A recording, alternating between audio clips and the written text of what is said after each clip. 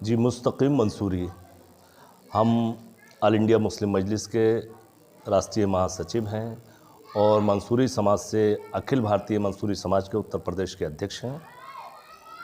Sir, Ahmedabad की आयशा की खुदकुशी पर आपका क्या कहना है? देखिए, आयशा ने जो ख़ुदकशी की, वो वैसे तो इस्लाम में ख़ुदकशी जो है जायज़ नहीं है, लेकिन वो परिस्थितियां क्या रहीं इस पर हम लोगों ने बड़ा गौर से पढ़ा, देखा, लोगों के कमेंट्स पढ़े, तो उसके बाद हमें ये लगा कि ये दहेज की खातिर आयशा ने ख़ुदकशी की और जो वाकई उससे पूरा देश हिल गया है।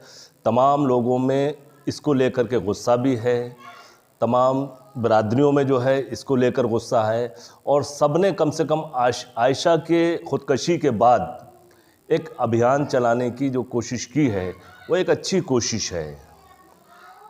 इसी पर ओवैसी जी का भी एक बयान आधा अधूरा है, इस पर आप क्या कहना चाहते हैं? देखिए, बैरिस्टर असदुद्दीन ओवैसी साहब का वीडियो मैंने भी देखा है। उन्होंने कहा है कि भाई उस बच्ची ने जो किया वो गलत किया, दहेज एक सामाजिक बुराई है, ये ख़त्म होना चाहिए मुसलमानों के बीच। तो हमारा मानना ये है कि मुसलमानों के नहीं, किसी भी मज़हब के मानने वाले हैं, ये दहेज प्रथा वहाँ से ख़त्म होना चाहिए। और ख़ास तौर से गरीब मुसलमानों की बेटियां जो दहेज की खातिर घरों पर बैठी हुई हैं, इसका बड़ा समाज में नुकसान पहुंच रहा है। अच्छा, ओवैसी साहब की जहां तक बात है, तो ओवैसी साहब ने दहेज के ख़िलाफ़ उनका वीडियो वायरल हुआ है, ठीक है, बेहतर है, लेकिन मुझे बड़े अफसोस के साथ आवाम को ये बताना पड़ रहा है कि ओवैसी साहब ने जब अपनी बेटी की शादी की थी हैदराबाद के अंदर, तो वो शादी ऐतिहासिक शादी थी और ऐसा लग रहा था किसी राजा महाराजा की ये शादी है। तो पहले तो ओवैसी साहब को खुद उस पर अमल करना चाहिए था, सादगी से शादी करते, दहेज में जो भी देना था वो बैक डोर से दे देते, क्योंकि उन्हें देना ही था। तो इसलिए पहले ओवैसी साहब को चाहिए, ओवैसी साहब खुद और तमाम उनके से जुड़े हुए लोग भी इस पर अमल करें, दहेज से बचें। मंसूरी साहब, खानकाहों से भी अब अपील होने लगी है इस पर। देखिए साहब, ये एक अच्छी बात है। हमारी खानकाहें जो हैं वो कम से कम 100वीं जो खानकाहें थीं वो जाग चुकी हैं।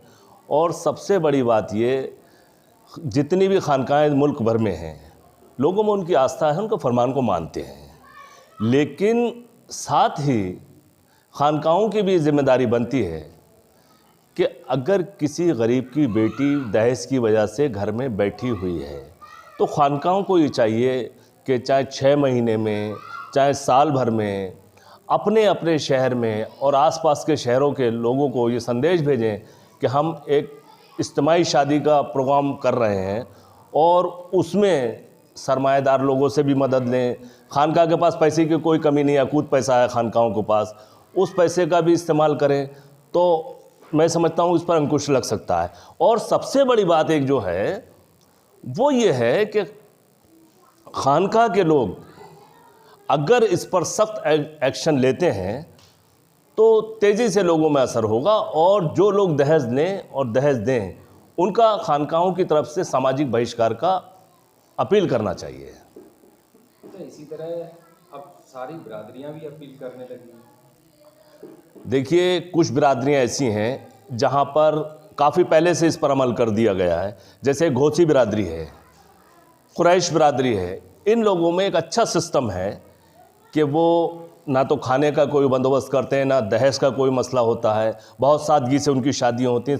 तमाम बिरादरी के लोगों को चाहिए कि उनके पैटर्न को अपनाएं, उस तरह की शादियाँ करें। लेकिन अफसोस इस बात का है कि आज जो बिरादरियों के ज़िम्मेदार बैठे हुए हैं, जो पंचायतों में बैठकर ये कहते हैं कि दहेज एक लानत है, इस लानत से बचो, वही लोग अपनी बच्चियों की शादियों में जब लग्जरी गाड़ियाँ देते हैं, आलीशान शादियां करते हैं, बड़े बड़े होटलों में शादियां करते हैं, शादियों की नुमाइश करते हैं, तो ये बेहतर नहीं है। हमने देखा है कई समाज के ज़िम्मेदारों, अपने समाज के ज़िम्मेदारों को भी देखा है कि साहब समाज की पंचायतों में बैठकर उन्होंने अपील की कि साहब दहेज से बचो, दहेज बुराई है, लेकिन ख़ुद जब उनके यहाँ शादी हुई तो साहब कार भी दे रहे हैं, मोटरसाइकिल भी दे रहे हैं, आलीशान होटलों में शादी कर रहे हैं। क्या है भाई तमाशा? ये इसे बंद करना चाहिए। अच्छा, जैसे कि गवर्नमेंट ने 3 तलाक का एक कानून बनाया था, क्या इसी तरीके से दहेज का कोई कानून बनना चाहिए? बिल्कुल बनना चाहिए। देखिए, दहेज का कानून है, जैसे कि ट्रिपल तलाक पे हमारे यहाँ कानून था, इसी तरीके से दहेज पर भी कानून है। उसमें थोड़ा संशोधन हुकूमत ने किया ट्रिपल तलाक पे, इसी तरीके से हमारे यहाँ दहेज पे भी कानून है और वो सभी धर्मों के लोगों के लिए है, लेकिन उस कानून में सख्ती कम है और उस पर प्रशासनिक तौर पर अमल कम होता है। हमारा यहाँ पर मानना ये है कि दहेज लेने वाला और देने वाला दोनों बराबर के दोषी हैं, इसलिए कानून में इतनी सख्ती हो कि जो दहेज लेगा और जो दहेज देगा, कम से कम मेरी अपनी राय ये है कि 10 साल से कम की उसमें सज़ा ना हो, और जो भी शादी हो उस शादी की तारीख का बाकायदे प्रशासनिक स्तर पर रजिस्ट्रेशन होना चाहिए और प्रशासन को ये जानकारी होना चाहिए कि फ़लाँ के यहाँ शादी है, और संबंधित थाना क्षेत्र के लोग उसकी जांच करें, उस पर निगाह रखें कि यहाँ पर दहेज दिया जा रहा है या नहीं दिया जा रहा है। दहेज, मेरी नज़र में दहेज लेने वाला और दहेज देने वाला दोनों बराबर के जिम्मेदार हैं। अब मैं यहाँ पर एक अपील और करूँगा खानकाही लोगों से, वो मेरी तरफ से ख़ास अपील ये है कि खानकाही लोग, जैसे कि हमारे सरकार ने फरमाया कि निकाह इतना सस्ता कर दो कि लोग जिनाकारी की तरफ सोचे भी ना, लेकिन आज हमने ये देखा है, अक्सर जब हम शादियों में जाते हैं, काजी जी जब निकाह पढ़ाते हैं तो निकाह के बाद वो तलवाना होता है उनका कि साहब 5,000 रुपये, 5100 रुपये, 4500 रुपये, 3500 रुपये, ये सब दिया जाए। तो ये प्रथा बंद होना चाहिए। देखिए, गरीब आदमी जो रिक्शा चलाता है, मेहनत मजदूरी करके अपने बच्चे का वो निकाह कर रहा है, वो सुन्नत पर अमल कर रहा है, और काजी जी उनसे ये कहते हैं नहीं साहब हमारे यहाँ तो ये सब तय हो गया, इस मोहल्ले में 5,000 रुपये जाते हैं निकाह पढ़ाने के, तो ये चीज़ गलत है। निकाह में ये है नजराना होना चाहिए, तलवाना नहीं होना चाहिए। नजराना ये है कि भाई निकाह आपने जिसका पढ़ाया, खुशी से आपने 100 दे दिए, 11 दे दिए, मुट्ठी बंद करके दे दिए और काजी साहब ने जेब में रख लिए। लेकिन इस प्रचलन को भी जो चाहिए खानकाहों को बंद कराना चाहिए, वरना लोग निकाह कम पढ़ाएंगे और कोर्ट मैरिज पर ज़्यादा ध्यान देंगे 500 रुपये दे करके। अच्छा, क्या इस्लाम में दहेज की कहीं गुंजाइश है? जी नहीं, इस्लाम में दहेज की कोई गुंजाइश नहीं है।